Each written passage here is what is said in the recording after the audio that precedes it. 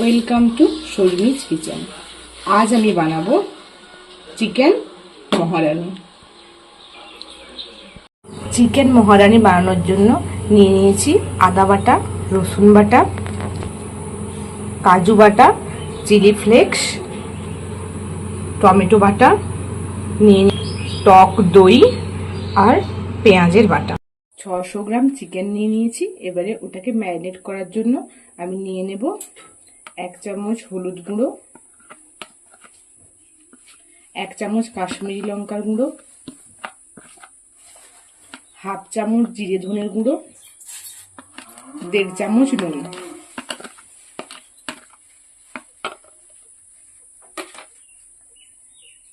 এবারে এর মধ্যে 100 গ্রাম দই দিয়ে দেব।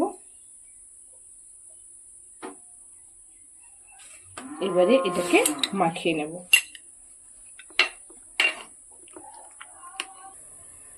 চিকেনটা ম্যারিনেট হয়ে গেছে। এবারে এটাকে আমি 1 ঘন্টার জন্য রেস্টে রেখে দেব। আপনারা চাইলে 2 ঘন্টাও রেস্টে রাখতে পারেন। কড়াইয়ের মধ্যে আমি তেল দিয়ে দিয়েছি তেলটা গরম হওয়ার জন্য। তেলটা গরম হয়ে গেছে। এবারে আমি এর মধ্যে দিয়ে দেব পেঁয়াজের বাটাটা।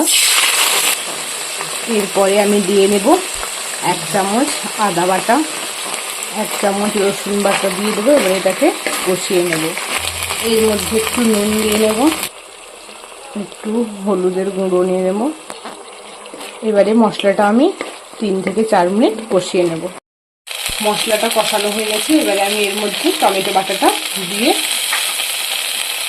কষিয়ে নেব। মশলাটা হয়ে গেছে।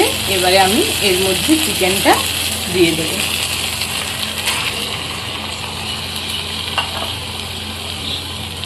এবারে একটু চিকেনটাকে ভালোভাবে মিক্সড করে নেব।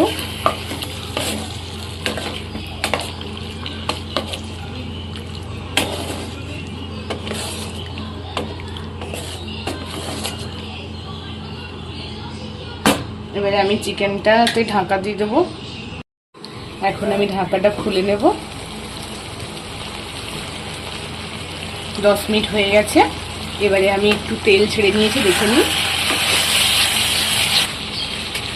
এবারে আমি এর মধ্যে কাজু বাটাটা দিয়ে নিচ্ছি। এবারে আমি এর মধ্যে 1/2 কাপ লিকুইড মিল্ক অ্যাড করে নিলাম। উপর থেকে একটু জিরে গুঁড়ো দিয়ে দিলাম। এবারে এটাকে আমরা 10 মিনিট ফুটতে দেব।